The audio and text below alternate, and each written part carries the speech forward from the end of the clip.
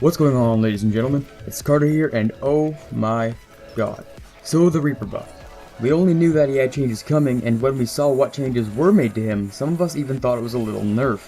Today we'll be talking about how his changes make him much better as a hero, but also where he struggles a little bit still. Reaper is and was a good character, but kind of a niche pick. He was in a very awkward spot where he was a very conservative character. He used to lurk around and jump someone for a kill every now and then, but he wasn't very high in the meta. Reaper would be very good behind a Ryan shield to get him in close for kills, and he was an amazing duelist. I'm not saying he's any less of a duelist, he's even much better now. Okay, right off the bat, we know he got a change to his passive ability, the Reaping. He used to have orbs that you could pick up after getting a kill. It would restore 50 HP no matter who you killed, which wasn't a perfect system, I'll admit, but his changes give him 20% lifesteal now. At first, people saw that he gets 10 less HP from killing 200 health heroes, or even less in Tracer's case. This is where he struggles a little bit. A direct 1v1 against a squishy is still more in his favor since he gets the healing throughout the fight, but against say 3 squishies with his team, he probably won't get all the damage done to them, and instead of as before, he would get 50 health from any dead enemy on the field, he has drastically reduced healing from them. As I previously mentioned, he's much more sustainable during a 1v1 with a squishy, and the trade-off for less healing might actually be winning the duel, which can turn into winning the fight. The other thing is his amazing ability to destroy tanks. He can delete things super well, which was always one of his good qualities. Reaper feels much more defined as a hero. His position is now definitely a tank buster without a doubt.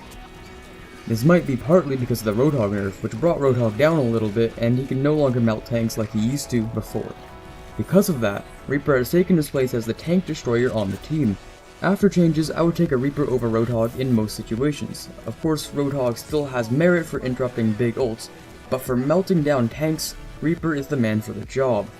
Before, Reaper couldn't take down tanks because he wouldn't get the health until someone died, but with changes, he's much more sustainable. Reaper can solo any tank in the game right now because the damage he does and the lifesteal makes him unstoppable. Winston, who is extremely popular in Dive right now, gets directly countered by Reaper because of his massive hitbox. We're going to see a lot less Winston and a lot more d.va as more Reaper comes into play. d.va used to be a direct counter to Reaper because she could poke damage while he's reloading and defense matrix a good lot of the damage, but not anymore since Reaper's rate of healing is very good when she drops the matrix. Although Reaper is incredibly good against d.va right now, her defense matrix still takes the top spot as the best ability in the game, which is why she'll still be popular and maybe even rise in popularity. An area of struggle for Reaper will obviously be if the enemy team is running only one tank, since it's much harder to keep the sustain on Reaper. Another thing is the rising popularity of Pharmacy, which is the main complaint of the Reaper main on my team. Reaper can't get much value because there's no contest between the effective ranges of Pharah and Reaper. One of the strangest counters to Pharmacy that's working for my team is when I go Pharah, because my accuracy is good enough to strike the Pharah down as long as we take the Mercy down, which quite often also comes down to me.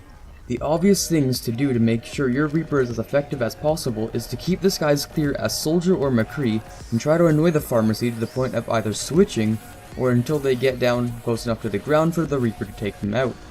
I asked the Reaper main on my comp team what he thinks about the changes, and he said it's never been more fun to take down a fully charged Zarya, which honestly is quite true.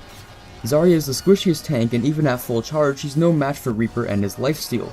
Reaper no longer has priority of taking down healers since it actually benefits him from attacking tanks first.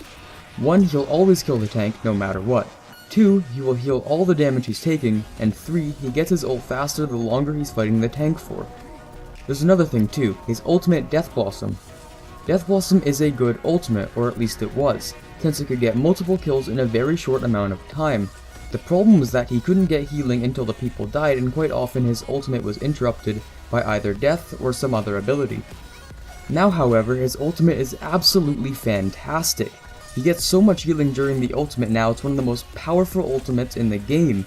The devastation that can come from Death Blossom is incredible now since he's basically become invincible with it. As long as you get a d.va out of mech, a well-timed ult with all 6 enemies around him heals upwards of 100 health per second.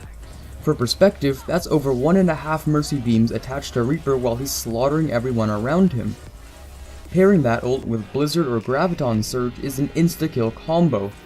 My team has used it several times on 2CP maps, since we have a Reaper main and a Mei main who are super good at their jobs. Reaper now excels at 2CP maps since all the fighting is done around a point which is usually unhindered by objects that could block the damage. Your team also supports you as you get to the point, increasing the effectiveness of your close combat. Lastly, a little tidbit is that Wraith form actually gets rid of honor grenades, so you can Wraith form, come back with a fresh mag, and stay in the fight. That's it for today's video. I hope you enjoyed the in-depth analysis of a single change to a hero that has immense capability. Tell me what you guys think about the insane tank buster Reaper. Do you love him or hate him? Don't forget to drop a comment down below telling me what you think. What's going on? It's Carter here reminding you about the potential end of summer giveaway. If you've subscribed to the channel, you have a chance of winning a free game of your choice. Getting there is a little trickier though. For me to make this work, I have to get at least 1,000 subs on this channel by the end of summer vacation. That's around mid-September, so we have plenty of time to make that happen. Tell your friends to check out the channel so they can have a chance of winning too. How about we aim for 15 likes on the video? As baby steps, I think we can manage that quite easily. With that, this is Carter signing off, and I'll see you all next time.